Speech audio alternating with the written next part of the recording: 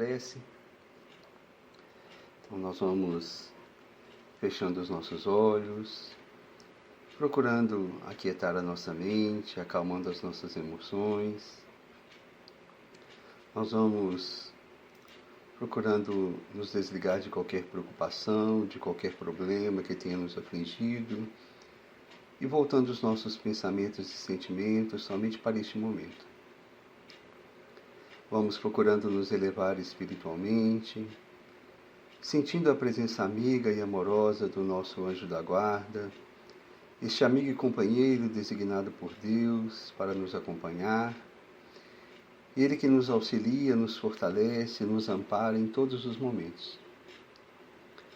Vamos rogando a Ele que possa sempre nos inspirar, nos orientar e que estejamos receptivos às suas inspirações. Nós vamos nos ligando a todos os amigos da espiritualidade que nos amparam, que nos auxiliam nos tratamentos de hoje.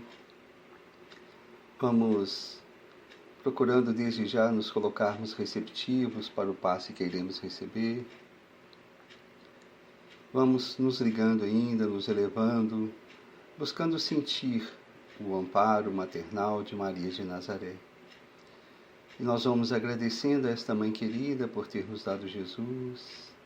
Agradecemos por ter nos acolhido como seus filhos espirituais. Agradecemos pelo teu exemplo de simplicidade, de humildade e de disponibilidade. Rogamos, Mãe querida, as tuas bênçãos neste dia. Rogamos que os teus mensageiros possam estar ao nosso lado, nos amparando. E pedimos ainda que possa interceder por nós junto a Jesus, o seu Filho amado. E a Jesus nós vamos agradecendo, Mestre, pelo seu imenso amor por nós. Agradecemos pelo seu Evangelho bendito, pelos teus ensinamentos. Agradecemos, Mestre, pelo teu exemplo de humildade, de mansidão. E pedimos, Mestre, que possa auxiliar-nos para que possamos nos esforçar para colocar em prática os teus ensinamentos. Fortaleça, Senhor Jesus, os nossos propósitos. Abençoe-nos no propósito de seguir as tuas pegadas, ilumina os nossos corações e as nossas mentes, que possamos sentir a sua presença no meio de nós. Conduza-nos até Deus, o nosso Pai, o Criador de nossas vidas. E a este Pai nós vamos agradecendo pelo dom da vida, agradecemos por tudo que temos, por tudo que somos, agradecemos pelo seu amor incondicional. E rogamos, Pai, as tuas bênçãos para este momento, para este nosso momento, através da oração que Jesus nos ensinou. Pai nosso que estais nos céus, santificado seja o vosso nome. Venha a nós o vosso reino, e que seja feita a tua vontade, assim na terra como nos céus. O pão nosso de cada dia dá-nos hoje. Perdoai as nossas dívidas, na medida em que perdoamos os nossos devedores. Não nos deixeis cair em tentações e em novas faltas, e livra-nos de todo o mal, que assim seja. E assim, na presença de Deus, nosso Pai, de Jesus, nosso Mestre, de toda a espiritualidade superior que nos auxilia, nós agradecemos e rogamos o amparo, o auxílio, a proteção e a permissão para iniciarmos a nossa preleção. Demos graças a Deus e que assim seja. Mais uma vez, que a paz e o imenso amor de Jesus continue nos envolvendo. Hoje nós vamos refletir um pouco sobre a esperança.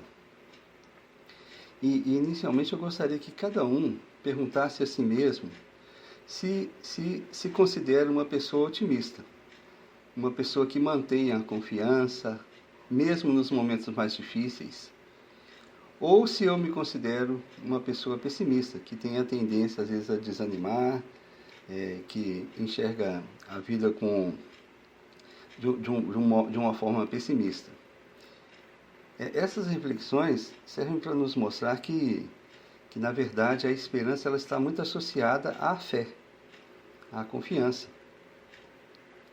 E é por isso que no Evangelho segundo o Espiritismo, no capítulo 19, tem uma mensagem em que os espíritos superiores nos falam que a fé é a mãe da esperança. Então, para que a gente possa cultivar a esperança, é importante também que nós cultivemos a fé, porque elas estão estreitamente associadas uma à outra. Eles esclarecem ainda que a esperança nos faz, naqueles momentos de maiores dificuldades, buscar o amparo, né?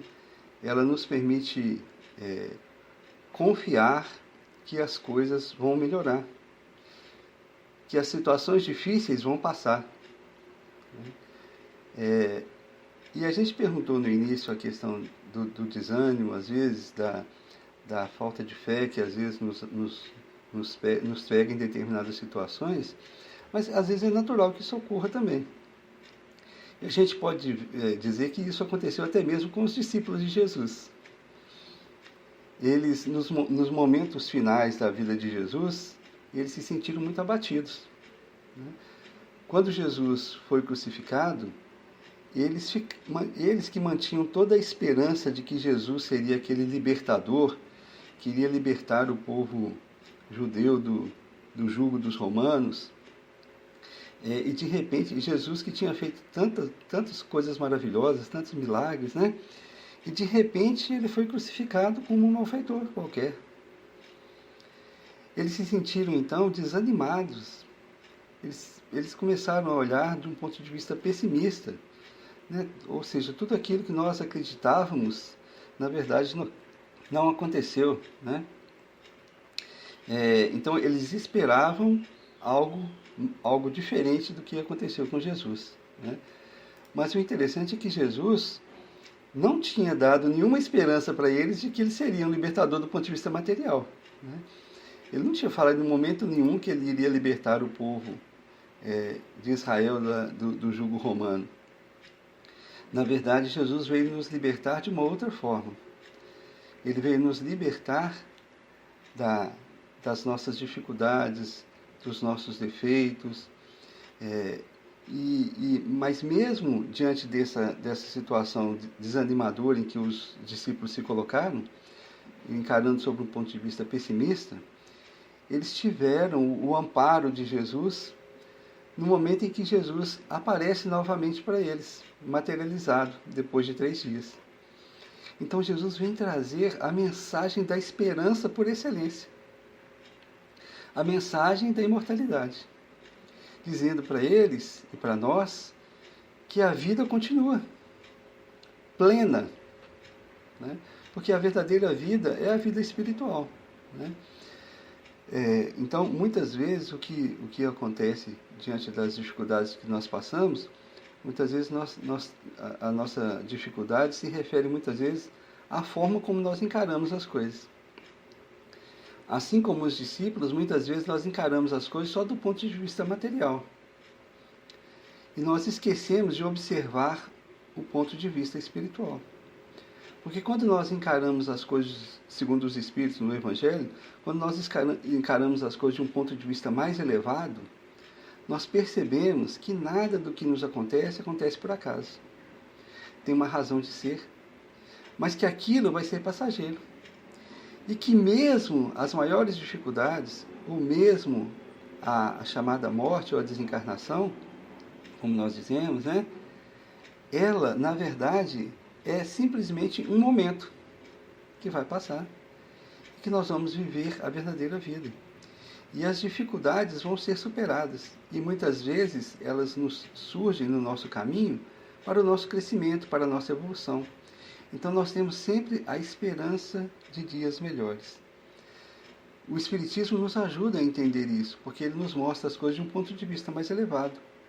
Ele nos mostra que tudo aquilo que nós passamos, todos os sofrimentos, eles têm uma esperança de término.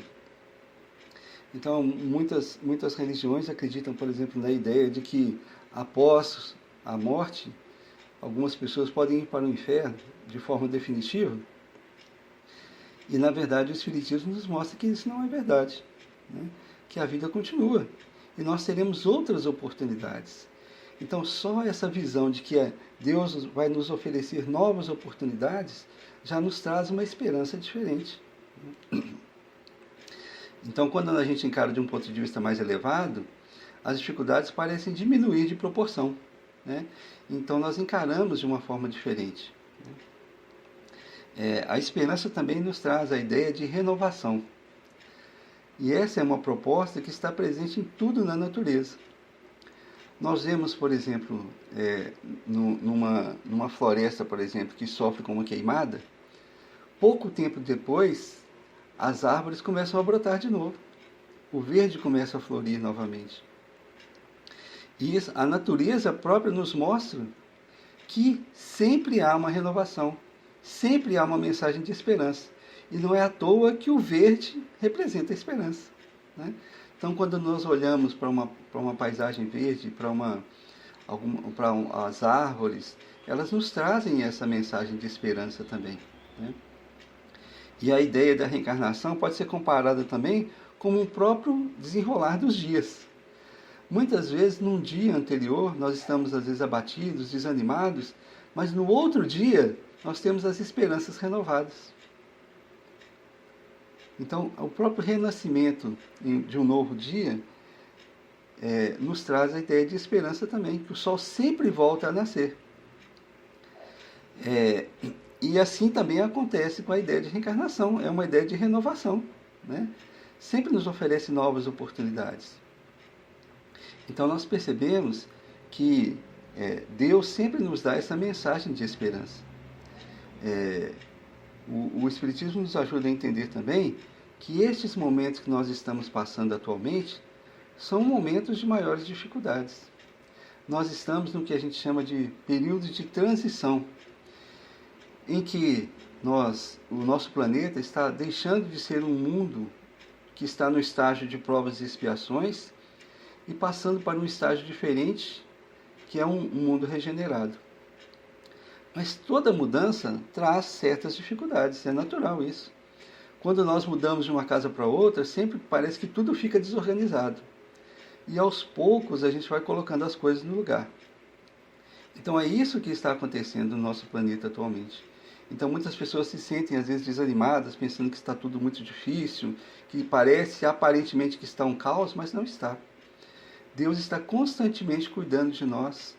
Jesus é o nosso governador planetário que cuida de tudo. Ele está à frente de todos os processos, mesmo que a gente não entenda claramente o que está acontecendo, né? E é interessante, tem uma frase do André Luiz, que ele fala que a esperança é manancial de forças para os dias de luta. Então, ou seja, é exatamente quando estamos passando pelas dificuldades que nós devemos buscar esse manancial, né? Exatamente para os momentos difíceis. E cultivar a esperança, buscar um sentido maior para as nossas vidas é muito importante. Porque quando nós conseguimos enxergar esse sentido, encarando de um ponto de vista mais elevado, ou mais otimista, como nós dizemos, nós temos mais forças para encarar as dificuldades. Tem um psicólogo que viveu no campo de concentração, chamado Viktor Frankl, e ele foi um dos poucos, né, que sobreviveram aos campos de concentração do nazismo, e ele passou a observar e pesquisar aquelas pessoas que também tinham sobrevivido. E o que ele constatou foi o seguinte, que todas as pessoas que mantinham o otimismo, que mantinham a esperança de conseguir alcançar os seus ideais, que tinham um objetivo a mais em suas vidas, elas conseguiram superar todas aquelas dificuldades. Então isso é muito importante, a gente perceber que, na verdade, o nosso objetivo maior é evoluir. O nosso objetivo maior é nos tornarmos a melhor pessoa possível que nós pudermos ser. Então, muitas vezes, as dificuldades nos ajudam nisso, né? Mas é importante a gente perceber também a gente esclarecer que a esperança também não quer dizer simplesmente que eu vou aguardar de braços cruzados, passivamente, né, que as coisas caiam do alto. Não, eu tenho que também fazer a minha parte, né? A gente buscar o auxílio é muito importante, mas nós temos também que procurar fazer a parte que nos cabe, né? Tem uma pequena história que ilustra isso.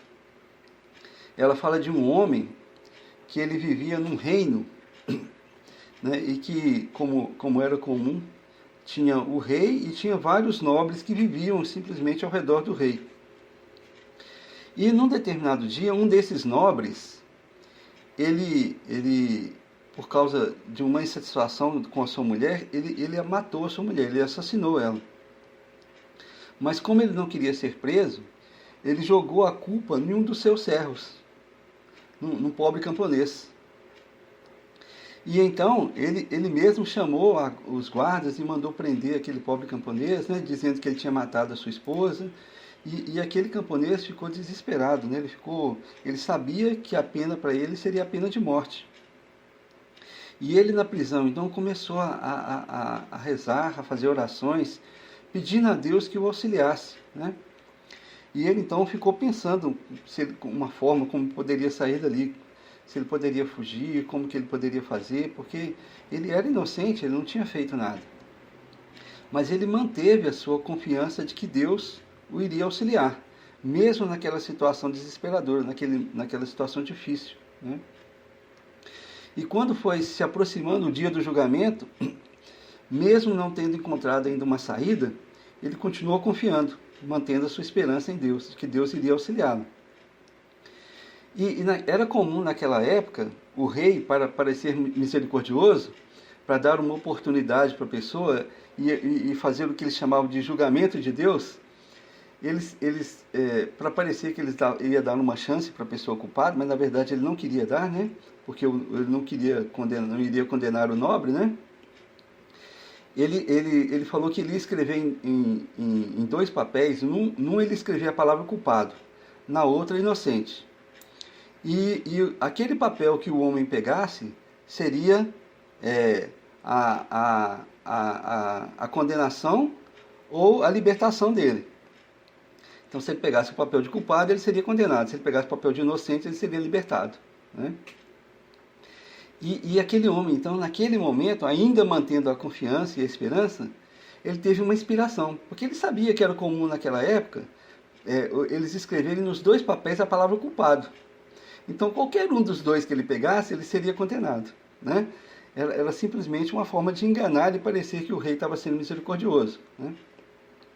Então, muito inspiradamente, ele, na hora que apresentaram os dois papéis para ele pegou um dos papéis e rapidamente embolou, colocou na boca e engoliu. O rei, então, ficou indignado diante daquilo, né? Mas ele estava diante de uma assembleia grande, né, e tal, né? E ele falou assim, mas agora a gente não vai saber qual que foi o julgamento de Deus para com você, né? E o homem, então, inspiradamente falou assim, bom, é só olhar o outro papel, porque o papel que eu engoli vai ser contrário ao que está na mão de vocês.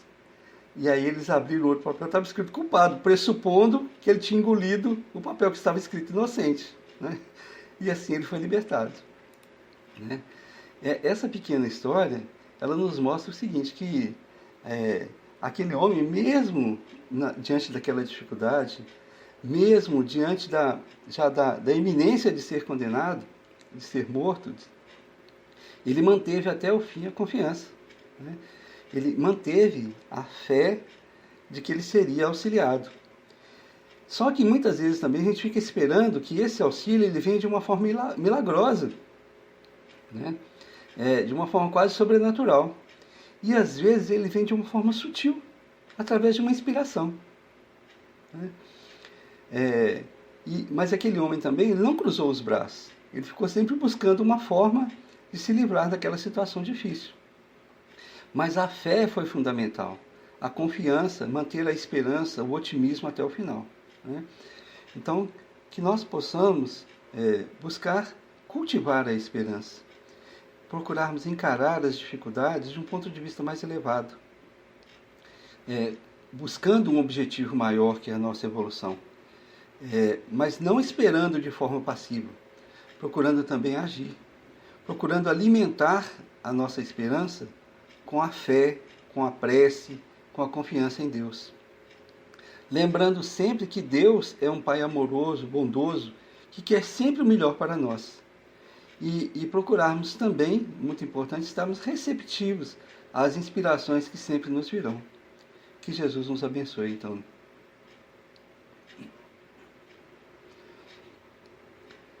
Nós vamos, então, procurando nestes instantes, novamente, asserenando as nossas mentes.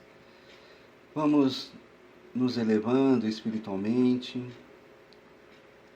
procurando sentir a presença dos amigos que recolhem as nossas vibrações. E nós vamos procurando emitir os nossos melhores pensamentos e sentimentos através de vibrações de amor. Nós vamos vibrando para que o bem possa prevalecer em toda parte, vibrando pela paz universal. Nós vamos vibrando por todos os irmãos necessitados, sofredores, por aqueles que se sentem desamparados, deprimidos, esquecidos, desesperançados, para que possam buscar o amparo da espiritualidade, o amparo de nosso Pai e de Jesus, o nosso Mestre. Nós vamos vibrando por todos os lares para que o Evangelho de Jesus penetre em cada lar. Nós vamos vibrando pelos nossos lares, pelos nossos familiares. Vibremos por todos os nossos amigos, por aqueles que se dizem nossos inimigos. E deixemos uma vibração de amor em aberto, para que a espiritualidade possa levar onde houver mais necessidade neste instante. E assim, agradecidos mais uma vez, nós pedimos a permissão para encerrarmos a nossa preleção. Graças a Deus e que assim seja.